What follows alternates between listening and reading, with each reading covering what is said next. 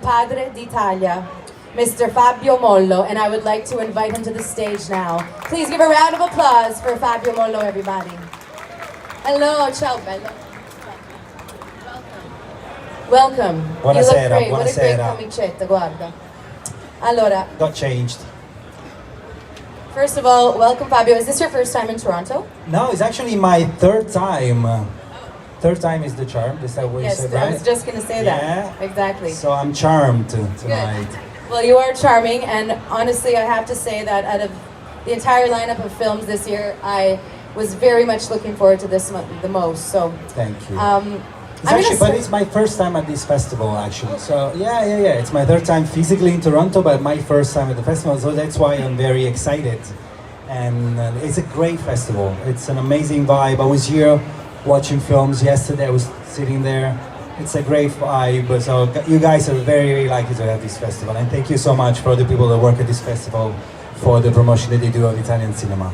Well, thank you for making beautiful films that make our festival possible. So, I'm going to start by asking you a few questions right before the film to sort of preempt us into what we're diving into, everybody, okay? So, how do you feel about tonight and about presenting your film here, specifically in front of a Canadian audience? It's weird, but I feel like a little bit home because my career started in Toronto. So you guys, how'd you say, no, It is the same. no, baptize me. Is that how you say it? I'm Catholic, so you baptize me. We baptized you. Yes, because my first film was premiere at TIFF exactly 10 years ago, and I was a very, very young and innocent filmmaker from Calabria, and it was my first big festival, and I flew all the way to here, and I was very, very traumatized by the whole experience.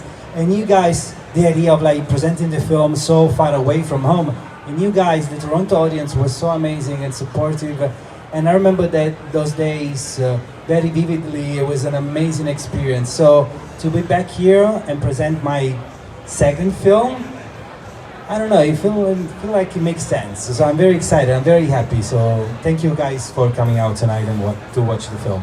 And that's a pretty established and great career for such a young man like yourself. So, Thank you. I'm so curious because I'm not sure if any of you are familiar with one of the lead actors that is featured in Fabio's film tonight. But Luca Marinelli happens to be one of my favorite Italian contemporary actors. So I'm going off script because I'm just so curious to know, first of all, how did you get him to act in your film, and how was it to work alongside Luca?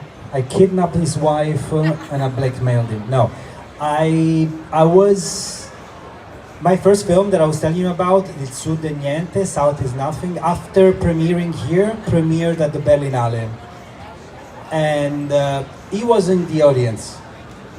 And he watched, I didn't know he was in the audience. I presented the film, I had the Q&A, it was a big audience in a big cinema, so I didn't see the audience. And then I came down the stage, I came off the stage, and he walked towards me, and I was like, whoa, is that Luca Marinelli walking towards me? And he introduced himself to me, and he said, I loved your film. And I said, well, I happen to have a new script here with me, and it was this film. So I made connection with him, and he's based in Berlin. So we spoke over Skype. It was the Skype times back then.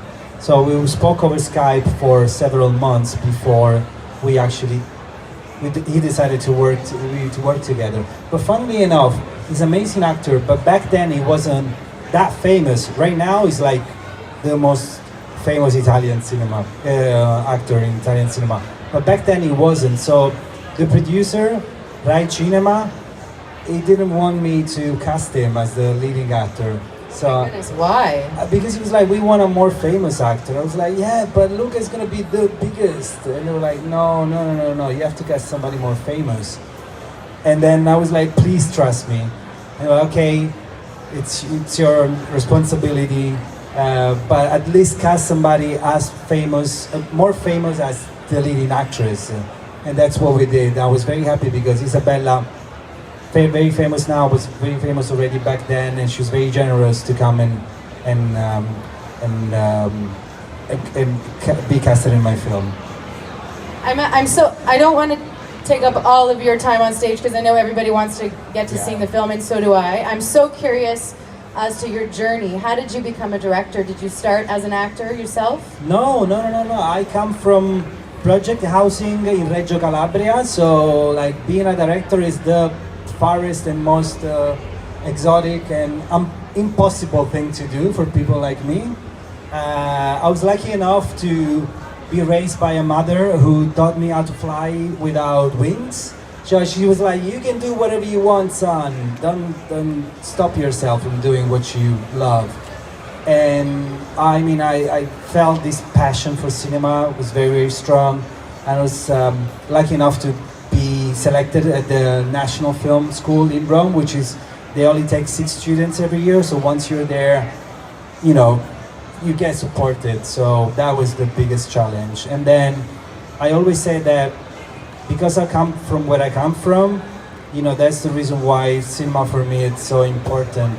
And because I feel that cinema can contribute, can help to shape society in a better way. So all the films that I do, I did 5 films up until now. I always try to think about, you know, the topics, the stories of the characters, not only to entertain people, which is the most important thing, but also to start a conversation on topics and issues and improve the world if you can. Well, that's a big feat, and I'm sure you're doing it with your films. And one final question before we let them see your marvelous movie.